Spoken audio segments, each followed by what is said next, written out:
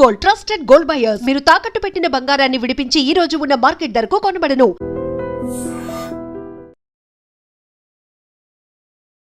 Welcome to iDream. ఈ రోజు మనతో పాటు surgical gastro enterologist doctor Prasad నీలం గారు ఉన్నారు. మాట్లాడదాం. నమస్తే అండి, వెల్కమ్ టు అవర్ షో. నమస్కారం అండి. సార్, గ్యాస్ వల్ల వచ్చే గుండె నొప్పిని, నార్మల్ హార్ట్ ప్రాబ్లమ్స్ వల్ల వచ్చే గుండె నొప్పిని మనం ఎలా గుర్తించాలి? చాలాసార్లు అంటే ఒక 50% కేసెస్లో సార్ నా ఇక్కడ ఛాతి నొప్పి ఉంది, వెంటనే వెళ్ళి నేను ఈసీజీ చేయించుకున్నాను, కానీ ఈసీజీ నార్మలే ఉంది, ఇంకా ఏమన్నా చేయాలా సార్, నాకు భయం వేస్తూ ఉంది ప్రతిసారి నొప్పి వచ్చినప్పుడు అంటే అన్ని ఛాతి నొప్పులు గ్యాస్ కాదు, అన్ని ఛాతి నొప్పులు గుండెపోటు కాదు. సో అదైతే ఇది చాలామంది హార్ట్ ప్రాబ్లమ్స్ అంటే హార్ట్ వల్ల వచ్చే గుండెపోటు 20% మందికి అది ఓన్లీ గ్యాస్ లాగే అనిపిస్తుంది. అంటే అది గ్యాస్ నొప్పి అనుకునే పాపం వాళ్ళు టాబ్లెట్స్ వేసుకుంటూ ఉంటారు. ఎప్పుడైతే అది చాలా తీవ్రమైన పరిస్థితిలో వాళ్ళు ల్యాండ్ అవుతారో అప్పుడే దాన్ని గుండెపోటుగా గుర్తిస్తారు. అయితే దీని ఇనీషియల్ స్టేజెస్లో ఎలా గుర్తించాలి? గ్యాస్ వల్ల వచ్చే నొప్పులు యూజువల్గా ఎలా ఉంటాయంటే ఛాతి దగ్గర కానీ పొట్ట దగ్గర కానీ నొప్పి ఉంటుంది. గుండెపోటు వల్ల వచ్చే ఛాతి నొప్పి ఎట్లా ఉంటుంది అంటే చెమటలు పట్టడం కానీ, ఈ ఎడమ చెయ్యి లాగడం కానీ, గుండె దడదడగా ఎక్కువగా ఎక్సెస్గా కొట్టుకోవడం కానీ, గుండె దడగా ఉందంటారు కదా. సో ఇలాంటి సిమ్టమ్స్ వస్తే ఖచ్చితంగా ఫస్ట్ మీరు హార్ట్ డాక్టర్ దగ్గరికి వెళ్ళాలి. ఎందుకంటే గ్యాస్ నొప్పి ఈరోజు కాకపోయినా రేపైనా ట్రీట్మెంట్ తీసుకోవచ్చు. 1 డే డిలే అయితే ఏం లేదు. గుండెపోటుకి ఈవెన్ 1 అవర్ డిలే కూడా ఉండకూడదు. సో ఖచ్చితంగా మీకు ఇటువంటి సిమ్టమ్స్తో పాటు గ్యాస్ నొప్పి వచ్చింది అంటే డెఫినెట్గా మీరు మీ దగ్గరున్న కార్డియాలజిస్ట్ని కన్సల్ట్ చేయాలి. ఎడమ చెయ్యి లాగడము, ఎక్సెసివ్గా స్వెట్ పట్టడము, నుంచుంటే కళ్ళు తిరిగినట్టు అనిపించడము, గుండె దడదడగా ఉండడము, ఇవన్నీ గుండె నొప్పి యొక్క ఫీచర్స్ అన్నమాట. సో జీర్ణాశయ సమస్యల వల్ల వచ్చే హార్ట్ పెయిన్ అదే విధంగా ఉంటుంది? జీర్ణాశయ వల్ల వచ్చే heart pain most of the times అది రిఫ్లెక్స్ అండి. అంటే రిఫ్లెక్స్ అంటాం అంటే ఏంటంటే అన్నము వెనక్కి రావడం, తిన్నది వెనక్కి రావడం ఇట్లా. సో మనం యూజువల్గా ఏంటంటే అందుకని నేను అందరికీ చెప్తా ఉంటాను, ఫుడ్ తినగానే స్టమక్ ఇంత ఉబ్బుతుంది, దాని మీద మళ్ళీ మనం వాటర్ వెంటనే తాగాము, ఇక్కడ ఉండాల్సింది ఇంత అయింది. సో యూజువల్గా ఏంటంటే ఇక్కడ స్పింక్టర్ అనేది ఇట్లా ఉంటుంది అనమాట. అది ఫుడ్ తిన్న వెంటనే క్లోజ్ అయిపోయి ఉంటుంది. కానీ ఏం చేస్తాం మనం, ఫుడ్ తిని మళ్ళీ వెంటనే వాటర్ తాగి ఎక్సెస్ తాగితే అది వెనక్కి ఇట్లా నెట్టేస్తుంది అనమాట. ఇది ఓపెన్ అయిపోతుంది అన్నప్పుడు వెనక్కి ఇట్లా రిఫ్లెక్స్ లాగా వస్తుంది. అందుకని ఏంటంటే తిన్న వెంటనే మంచినీళ్ళు తీసుకోకూడదు. అట్లీస్ట్ మనం ఒక 1/2 అవర్ గ్యాప్ ఇస్తే, ఎస్పెషల్లీ ఈ సమస్య ఉన్నోళ్ళు, గ్యాస్ట్రిక్ సమస్యలు ఉన్నోళ్ళు వెంటనే తీసుకుంటే ఏమైందంటే అది వెనక్కి ఇట్లా రిఫ్లెక్స్ రూపంలో వస్తుంది. మధ్యలో కూడా తాగుతూ ఉంటారు కదా కొంతమంది, మధ్యలో కూడా తాగుతూ ఉంటారు. అంటే జస్ట్ మనకి అన్నం లోపలికి వెళ్ళడానికి కొంచెం నీళ్ళు తాగొచ్చు, కానీ మెజారిటీ ఆఫ్ ద టైమ్స్ ఒక 1/2 అవర్ గ్యాప్ ఇచ్చి తీసుకుంటే చాలా మంచిది అనమాట. ఇంకొకటి మనం ఇట్లా ఫ్లాట్గా తిన్న వెంటనే చాలామంది ఫ్లాట్గా పడుకుంటారు. అప్పుడు కూడా అంతే, ఆ పొట్ట కంప్రెషన్ వల్ల ఏవైతేనే మళ్ళీ రిఫ్లెక్స్ వస్తుంది అనమాట. సో రిఫ్లెక్స్ వచ్చినప్పుడు ఇక్కడ ఛాతి దగ్గర కొంచెం మంటలాగా ఇవన్నీ వెంటనే గ్యాస్ ట్యాబ్లెట్ వేసుకున్నా లేకపోతే సిరప్ తాగినా వెంటనే రిలీఫ్ ఇస్తుంది. రిలీఫ్ ఇచ్చింది అంటే అది హార్ట్కి సంబంధించింది కాదు అన్నట్టు అర్థం. ఇది జీర్ణాశయానికి సంబంధించింది అన్నట్టు అర్థం.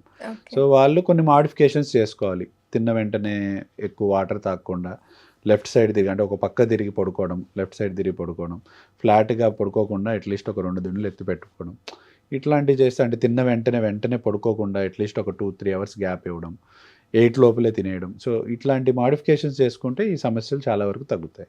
సరే, అసలు ప్రస్తుత కాలంలో ఈ జీర్ణాశయ సమస్యలు ఎందుకు ఎక్కువగా వస్తున్నాయి? ప్రస్తుత కాలంలో జీర్ణాశయ సమస్యలు అంటే ఫస్ట్ థింగ్ ఏంటంటే food adulteration and excess availability of food. So మనం ఇంతకుముందు ఏదన్నా మనం ఫుడ్ తెచ్చుకోవాలంటే ఒక 5-6 కిలోమీటర్లు ట్రావెల్ చేసి తెచ్చుకోవాలి. ఇప్పుడు ఈ మొత్తం కమర్షియల్ యాప్స్ అన్నీ వచ్చాయి. ఫుడ్ మనం ఆర్డర్ పెట్టిన 10 నిమిషాలకి, పావు గంటకి మన ముందు ఉంటుంది. సో దానివల్ల కన్జప్షన్ అనేది చాలా పెరిగింది, జనాల్లో ఫుడ్ కన్జప్షన్ పెరిగింది. It is leading to obesity, it is leading to different అంటే ఇప్పుడు మనం చూస్తున్నాం, నేను లేటెస్ట్గానే న్యూస్లో చూసా, ఫుడ్ అడల్టరేషన్ అంటే ఈ హోటల్లో ఈ 2 days ఉన్న మీట్ని పట్టుకున్నాం, ఈ హోటల్లో 2 days 20 days స్టాక్ ఉన్న పన్నీర్ని పట్టుకున్నాం. సో ఇట్లా అంటే it's only not non veg, veg అని కాదు. ఏ ఫుడ్ అయినా మనం ఫ్రెష్గా తినట్లేదు. ఇంతకుముందు ఏంటంటే డైరెక్ట్ పొలం నుంచి కోసుకొని తినేవాళ్ళు. ఇప్పుడు అట్లా లేదు. పొలం నుంచి మన దగ్గరికి రావడానికి ఒక 10 చేతులు మారుతుందనమాట. సో ఈలోపు ఫుడ్ అనేది చాలా అడల్టరేషన్ జరుగుతుంది. సో అట్లాంటి ఫుడ్ కన్జ్యూమ్ చేయడం వల్ల డెఫినెట్లీ ప్రస్తుత కాలంలో గ్యాస్ట్రిక్ సమస్యలు అనేది ఒక 50% అందరికీ ఉంటుంది. అంటే మీరు తీసుకునే ఎవ్రీ ఆల్టర్నేట్ పర్సన్కి మీరు ఒక గ్రూప్లో మీరు మాట్లాడితే అందులో ఒక ఇద్దరికైతే గ్యాస్ట్రిక్ సమస్యలు ఉంటాయి అన్నమాట. సో దానికి కారణం main adulteration of the food, excess అంటే ఈ ప్రాసెస్డ్ ఫుడ్స్ ఎక్కువగా తినడం వల్ల ఒబిసిటీ. సో ఇవి మెయిన్ కారణాలు. ఓకే, ఈ ఫాస్ట్ ఫుడ్ స్ట్రెస్ వల్ల గట్ హెల్త్ మీద ఎలాంటి ప్రభావం చూపిస్తుంది? అగైన్ మీకు ఇంతకుముందు మనం IBS టాపిక్ మాట్లాడుకున్నాం. దానికి మెయిన్ రీజన్ స్ట్రెస్. అగైన్ మన గట్ హెల్త్ డిస్టర్బ్ అయితేనే యూజువల్గా ఆ టైప్ ఆఫ్ సిమ్టమ్స్ అనేవి వస్తాయి. సో డెఫినెట్లీ ఇప్పుడున్న యంగ్ జనరేషన్స్ స్ట్రెస్ ఫ్యాక్టర్ అనేది చాలా ఇంపాక్ట్ చేస్తుంది గట్ హెల్త్ మీద. గ్యాస్ట్రైటిస్ అంటే గ్యాస్ట్రైటిస్ సమస్యల మీద కానీ అన్నిటి మీద ఈ స్ట్రెస్ అంటే జస్ట్ లైక్ ఇప్పుడు మనం ఒక ఎగ్జామ్కి వెళ్తున్నాం అనుకోండి, ఏమవుతుంది, మోషన్ వచ్చినట్టు కడుపులో తిప్పుతున్నట్టు అవుతుంది కదా. So it's nothing but stress అనమాట. అట్లాగే ఇప్పుడు సేమ్ తినగానే మనకి ఆ స్ట్రెస్ లెవెల్స్ ఎక్కువగా ఉంటే మన బ్రెయిన్లో నుంచి సెన్సార్స్ అనేవి రిలీజ్ అయ్యి, హార్మోన్స్ అనేది రిలీజ్ అయ్యి మోషన్ ఫీలింగ్ అనేది కలగజేస్తుంది అనమాట. సో ఎక్కువ స్ట్రెస్ ఉన్న వాళ్ళకి ఉండే కామన్ సిమ్టమ్ ఇదే.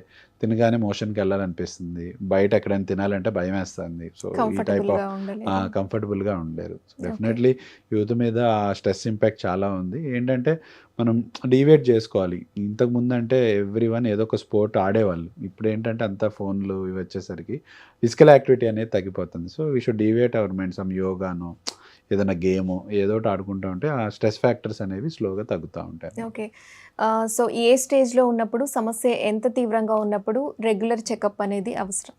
అంటే గట్ హెల్త్ నాకు బాగాలేదు, లేకపోతే నా గట్టు బాగాలేదు అనడానికి ఎప్పుడైతే మీ ఆల్టర్డ్ బౌల్ హ్యాబిట్స్ అంటాం. అంటే ఏంటంటే ఎప్పుడైతే మీ మోషన్ యొక్క స్థితిగతులు మారుతున్నాయో, అంటే మోషన్ కన్సిస్టెన్సీ అంటాం. అంటే మోషన్ లూజ్గా వస్తుంది, టైట్గా వస్తుంది, ఆర్ మోషన్ టైంకి రావట్లేదు, ఆర్ మోషన్ ఎక్కువసార్లు అవుతుంది. ఎప్పుడైతే అవి మారాయో, ఆ టైమింగ్స్ మారాయో, ఆ కన్సిస్టెన్సీ ఆఫ్ మోషన్ మారిందో అప్పుడు డెఫినెట్గా మీరు డాక్టర్ని సంప్రదించాలి. ఇంకోటి, మోషన్లో ఎప్పుడైతే మీరు బ్లడ్ కానీ లేకపోతే మోషన్ కలర్ చేంజ్ అబ్జర్వ్ చేశారో అప్పుడు మీరు డెఫినెట్గా డాక్టర్ని కన్సల్ట్ చేయాలి.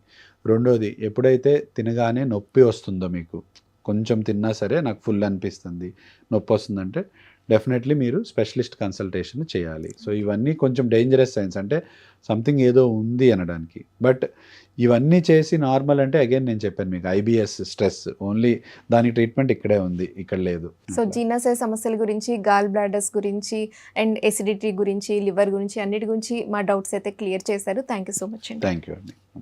And for more videos, Please subscribe to iDream. Please subscribe to iDream. Please subscribe iDream. And please subscribe to iDream. For more videos, subscribe to iDream. please like, share and subscribe to the channel. Congratulations, iDream. Subscribe to iDream. Subscribe to iDream. So subscribe to iDream Media. iDream ki iDream team andarki huge congratulations. Please subscribe iDream Media. Please subscribe to iDream. Subscribe iDream. Please subscribe to iDream. iDream అంటే నా కళల channel subscribe చేసుకున్న నోరు తిరుగుతలేదు, మీరైతే గంట గుర్తు కొట్టండి. For more such videos, please subscribe to iDream. Subscribe to iDream. Please subscribe to iDream. Please subscribe iDream Media. Please do subscribe to iDream. Please subscribe to iDream Media. For best entertainment and information, please subscribe iDream. And don't forget to subscribe to iDream.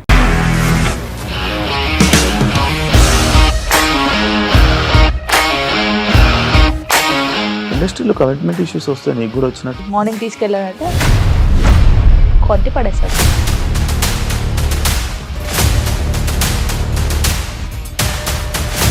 ఒక్కళ్ళు కూడా చూడలేదు ఈ cinema అని చెప్పడానికి కూడా చాలా ధైర్యం కావాలి. అది నిజం కదా, దాంట్లో ధైర్యం ఏంటి? ఇది నెక్స్ట్ డే ప్లేట్ మార్చేస్తే తప్పు కదా. As of now we are comfortable this అని నేను అనుకోను. రష్మిక గారిది మీది ఒకే ఊరు అంట కదా.